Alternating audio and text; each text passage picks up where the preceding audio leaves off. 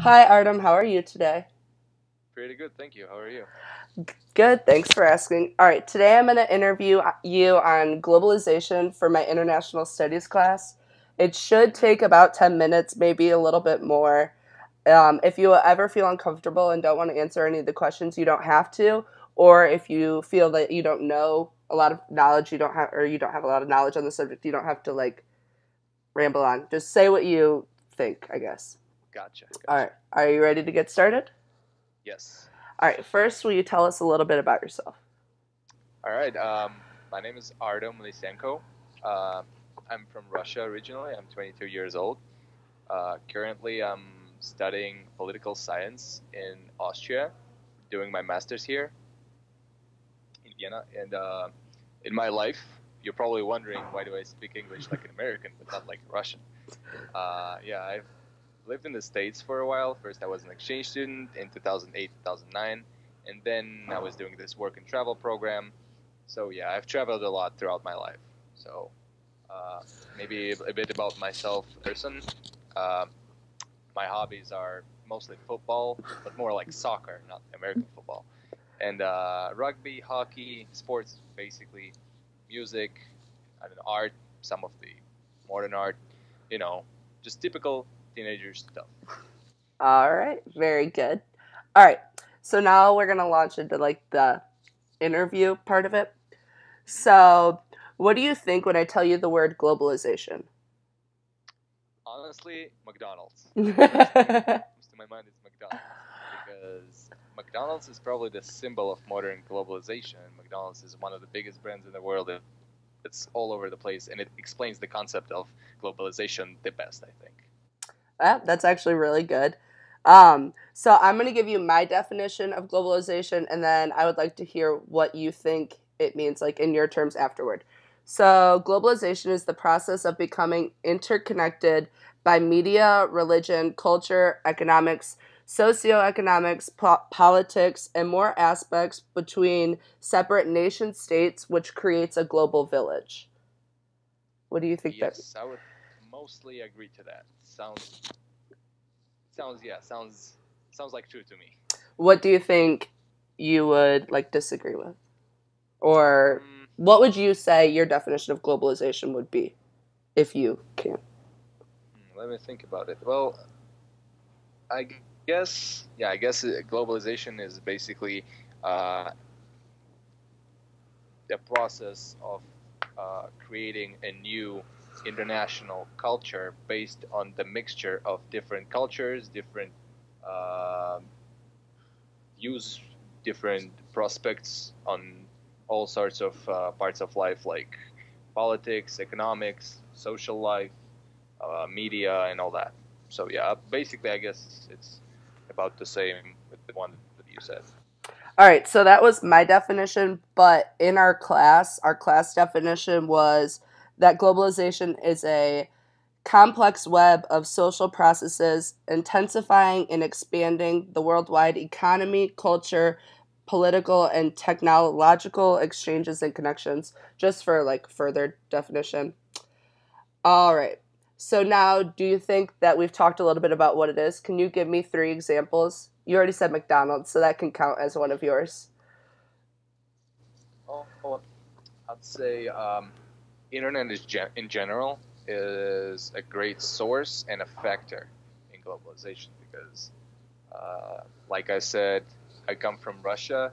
I live in Austria now, but I follow all kinds of trends on the internet, such as news and everything. And even though I come from a completely different culture than, let's say, American people, I can still talk on some subjects that would be only relatable to American media, culture, and stuff like that. But still, I can somehow relate to that, and that is because of the internet. So that would be one example. And thinking of another one. Mm, well, probably something like pop culture, Mhm. because once again, let's say if let's just take a movie, like a random movie. If it's popular in one place and it's big, it's probably going to be popular in some other place. So it kind of like interconnects people. You know, even though, like I said, we all come from different places, but we still can connect through such simple things as movies, music, and art, whatever. So yeah, I guess I would mostly relate to culture and like media. All right. Well, I actually wrote three down before this interview, and I said writing being invented and shared, just like in general, like writing from forever back, and then communication devices such as telephones, computers, and things like that, and McDonald's actually was my Yeah, third one. McDonald's, of course. All right. So now, what do you think? We kind of have discussed it, but just to like narrow down, what do you think are specific like benefits of globalization? I think one of the advantages of globalization is that it brings different people together halfway across the world, because it's really important nowadays to keep your mind a bit clear, no matter from where you come, what is religion, what is your culture, what is your background. It's important to be open, for new people, for new things, and that is for globals to do. So yeah, I'd say the biggest advantage is just the fact that globalization covers so many cultures, so many people, so many nations and countries, that it brings people together. Simple as that. All right. I have like a little paragraph. And I said, I think some of the benefits are we can grow as people, not only within our countries, but as human beings as a whole. We can learn from each other's mistakes and our victories to better ourselves. We have more things readily available to us. This includes the ability to learn about different cultures that we may never visit, try foods from different places we may never go to, or talk to our friends who are almost 5,000 miles away, and more. And as time goes on, the possibilities grow even larger. And I think it's awesome that we have no idea how far globalization will take us. So, now that we heard some benefits, what do you think are some downsides of globalization? Well, personally, I see the main disadvantage of the main disadvantage of globalization is the fact that in some point the global culture starts evolving, and it basically wipes out, not completely, but at some point it wipes out the original culture that belongs to a certain place and area, and that can be a big problem, because I think still every like the world is diverse, and that's what's great about it, that you can go places and see different cultures, and nobody wants to lose that. And if the globalization grows larger and it goes all the way, what if one day we end up with no different countries, no Mm-hmm. different places, no different people? Everybody will just speak the same language, and you know there would be no point in traveling. Mm-hmm. And I think that could be a little bit of a thing, not to wish for. So that I'm like, honestly, I wouldn't want that to happen. It's really interesting for me, to share my culture and learn about new cultures, and I'd like to keep it that way. No, I completely agree. Honestly, I do. But I believe some negatives are that we have the rich and they just keep getting rich while the poor just keep getting poor. An example of this would be that the rich don't buy from the poor, and the poor, since the rich don't buy from them, can't afford to go to school, so they have to stop going to school in order to like work just to survive.